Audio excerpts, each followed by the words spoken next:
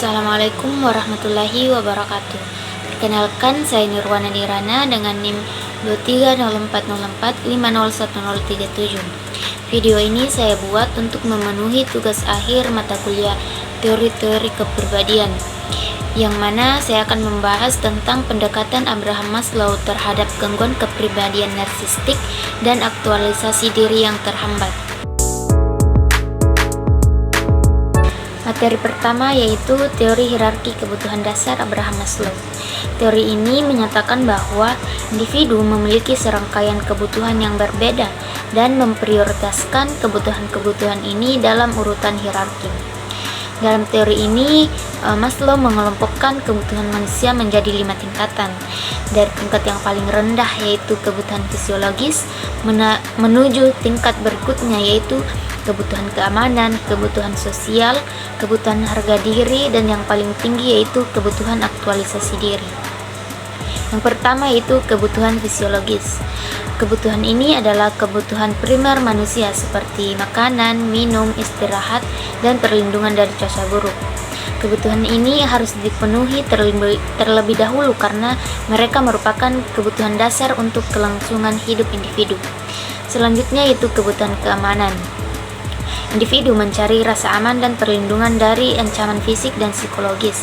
Hal ini termasuk rasa aman dalam pekerjaan, perlindungan hukum, stabilitas finansial, dan lingkungan yang stabil. Selanjutnya kebutuhan sosial. Manusia adalah makhluk sosial dan setelah kebutuhan keamanan terpenuhi, individu merasa perlu menjalin hubungan sosial. Kebutuhan sosial mencakup kasih sayang, persahabatan, keintiman, dan ikatan sosial dengan orang lain. Selanjutnya kebutuhan penghargaan, yaitu tentang pengakuan, penghargaan, dan rasa prestasi. Individu mencari apresiasi, penghargaan dari orang lain dan ingin meraih kesuksesan dan menjadi kompeten dengan bidang tertentu. Selanjutnya itu kebutuhan aktualisasi diri.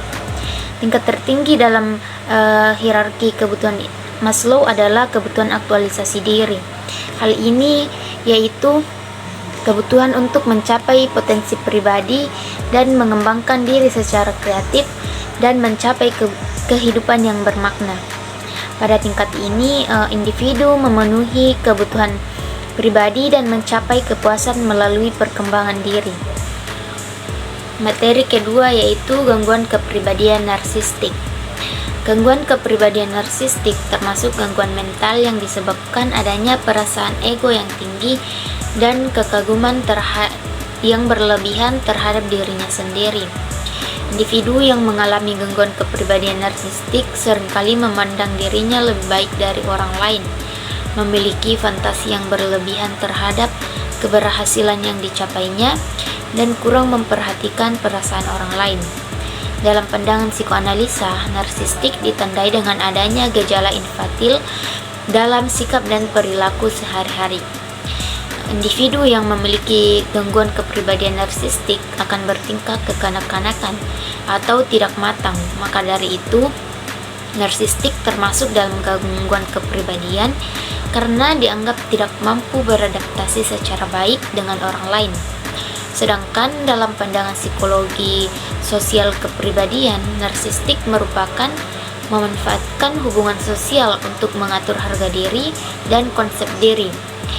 Nah, narsistik tidak fokus pada keintiman interpersonal, kehangatan, atau hubungan jangka panjang positif lainnya, tetapi mereka sangat terampil dalam memprakarsai hubungan dan memanfaatkan hubungan tersebut untuk terlihat populer, sukses, dan memiliki status dalam jangka pendek. Selanjutnya yaitu implikasi gangguan kepribadian narsistik terhadap aktualisasi diri. Nah, aktualisasi diri merupakan tahap tertinggi dalam hierarki kebutuhan Maslow yang sulit dicapai oleh individu dengan gangguan kepribadian narsistik. Hal ini disebabkan kebutuhan penghargaan, terutama self-esteem yang rapuh dan tidak terpenuhi secara sehat. Nah, mereka sangat sensitif terhadap kritik, kegagalan, dan memiliki harga diri rendah yang menghambat interaksi sosial dan kemampuan mencapai aktualisasi diri. Individu narsistik cenderung mencari perhatian dan pemujaan berlebihan, bersikap arogan, iri, dan kurang empati.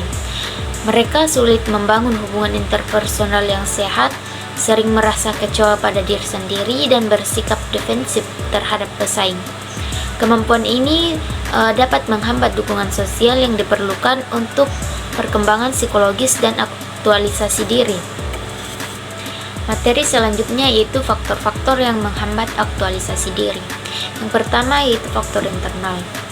Yang termasuk dalam faktor internal yaitu ketidaktahuan atau atas potensi diri, yaitu tidak mengenali bakat dan minat sehingga sulit untuk mengembangkan diri. Yang kedua yaitu perasaan ragu dan takut, yaitu keraguan dan rasa takut gagal membuat seseorang tidak berani mengambil tindakan atau keputusan. Yang ketiga yaitu pandangan hidup yang sederhana, yaitu tidak memiliki motivasi untuk maju karena memilih menjalani hidup seadanya tanpa cita-cita yang tinggi.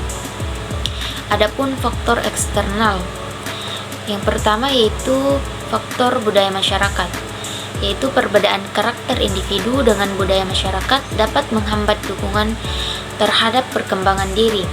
Yang kedua yaitu lingkungan negatif. Lingkungan yang tidak mendukung perkembangan individu dapat membentuk karakter negatif dan juga akan memberikan pengaruh negatif yang menjadi penghambat seseorang untuk mengaktualisasikan dirinya. Yang ketiga yaitu bullying. Perundungan atau bullying dapat menurunkan kepercayaan diri dan meningkatkan kecemasan. Dalam hal ini, kebutuhan akan rasa aman dan kebutuhan self-esteemnya tidak terpenuhi dengan baik yang menyebabkan mereka lebih sulit untuk memenuhi kebutuhan aktualisasi dirinya. Materi selanjutnya yaitu strategi mengembangkan aktualisasi diri. Yang pertama yaitu mengenali diri sendiri dengan memahami potensi, minat, dan tujuan hidup agar dapat mengembangkan diri secara optimal. Yang kedua yaitu membangun kepercayaan diri, yaitu dengan melatih keyakinan terhadap kemampuan diri untuk menghadapi tantangan dan meraih tujuan. Selanjutnya yaitu menerima diri, yaitu dengan mengakui dan memaafkan kelemahan atau kegagalan sebagai bagian dari proses pengembangan diri. Selanjutnya yaitu membangun growth mindset, yaitu dengan mengembangkan pola pikir yang percaya bahwa kemampuan dapat ditingkatkan melalui usaha dan pembelajaran. Selanjutnya, mengupayakan psychological well-being, yaitu dengan mencapai keseimbangan emosi, hubungan sosial yang baik, dan kepuasan hidup untuk mendukung pengembangan diri. Selanjutnya, menerapkan terapi client-centered, yaitu dengan terapi yang berfokus pada klien untuk membantu individu mengenali dan mengembangkan potensinya.